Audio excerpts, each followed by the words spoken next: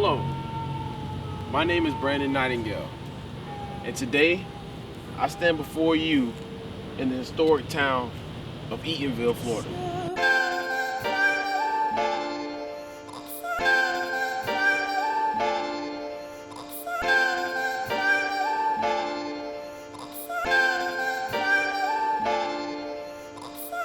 Eatonville became a town April 15th, 1887, and is only about 6 miles north of Orlando. The history of Eatonville is most interesting. It was founded by 3 Union officers, Captain Josiah Eaton, Captain Lewis Lawrence, and another officer who is unknown. Following the Civil War, these men left America to settle in South America, but during their voyage, they turned back and settled in Florida. To give a little background at this moment in time, there were black people in Central Florida who had been brought there by Seminole and Cherokee Indians. The Indians had stolen the black slaves from many states along the coast. Over time, many of the Indians and former slaves that did not move west stayed in Central Florida. Captain Eaton and the other 2 officers found the land in Central Florida very inhabitable, not just for living, but for development. They developed the ran around Lake Maitland, thus giving us the city of Maitland we know today. The former slaves who stayed in Central Florida were used to help clear the lands, and a black community popped up behind Maitland where the workers lived. Remember, Union officers founded Maitland, so as the town developed and grew, nobody in the town thought of excluding blacks from being town officials. Tony Taylor, a black man, was elected as the town's first mayor, and another black man, Joe Clark, was elected town marshal. Clark has envisioned an all-black town and was determined to make it happen. He discussed the idea with Captain Eaton and Captain Lawrence, both of which supported the idea. After a year of planning, Eaton and Lawrence bought a parcel of land adjacent to Maitland and built a church and hall for General Assembly. Shortly thereafter, in August of 1887, the town of Eatonville received its charter of incorporation from Tallahassee and was one of the first historically black incorporated towns in America. Eatonville is home to many famous poets, writers, authors, and athletes, particularly in the African American community.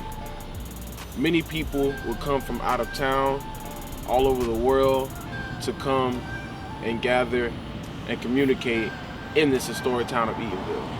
Eatonville is known to one author by the name of Zora Neale Hurston. Zora Neale Hurston was one of the most profound and instrumental leaders in helping progress and advance this town of Eatonville. She wrote many books, plays, and movies. One in particular, which was starred by the famous Halle Berry in the movie and book, Their Eyes Are Watching God. Hurston's novel presents an overview of the founding of the town through the eyes of Janie Crawford, the protagonist. It is considered a romance. The novel refers to several Florida locals known only to insiders. The book was based mainly off of her experiences growing up in the town of Eatonville. Today, I want to explore the town with you, let you get a glimpse to see what real life is like here in Eatonville, and also show you some of the different meeting places that Eatonville has to offer. So come along with me as we explore this historic town of Eatonville, Florida. Now here I am, standing before you in front of the Zora Neale Hurston Museum of Fine Arts. And I came here recently to try and interview one of the speakers here at the museum, because I wanted to get more information and more knowledge on Zora Neale Hurston and her impact here in the community. And unfortunately, I was turned away and asked to give money to the museum because of the funds in the city are so low. This brings me to my next question. Why is the town in such poverty?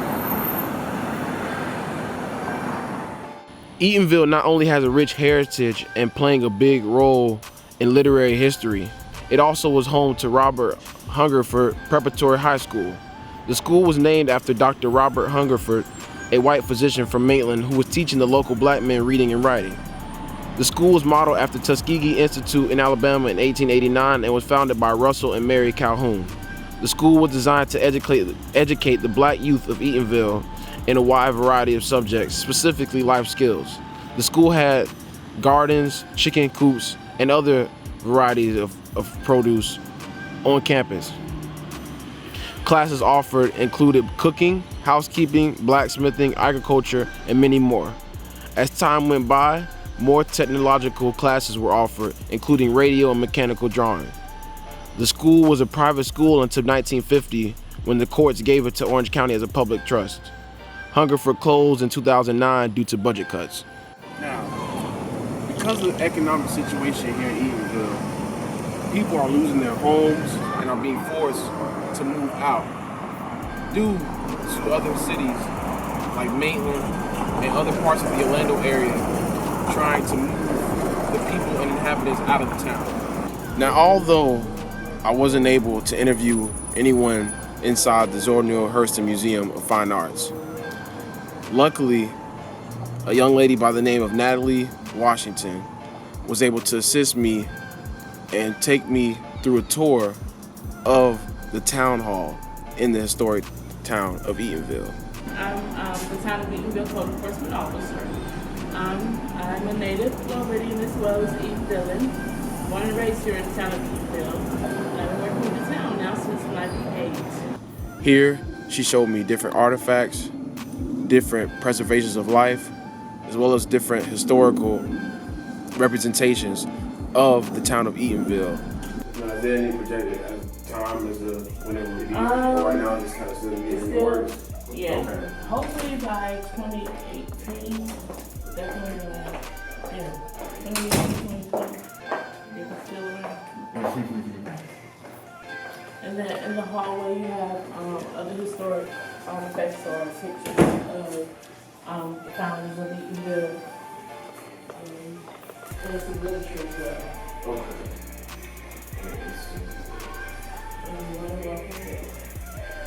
Snapchat, pictures on DM.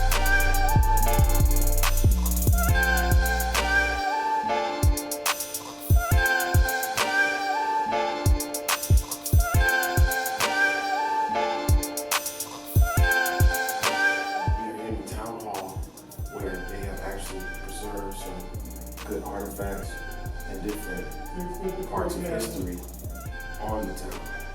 That's literature, everything from sports to the town's first fire truck can all be found right here in the town hall.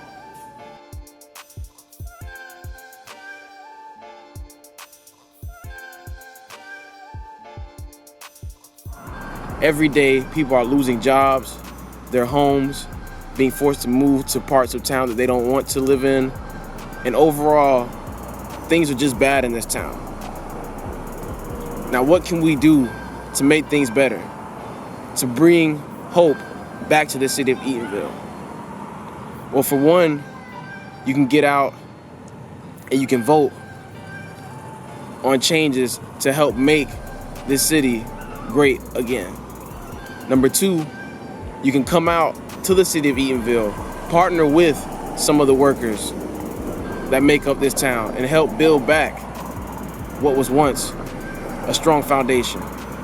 And three, word of mouth. Tell your friends, tell your families that the town that very well could have influenced my livelihood as well as yours, come help bring that back to the city of Eatonville, the town that freedom built.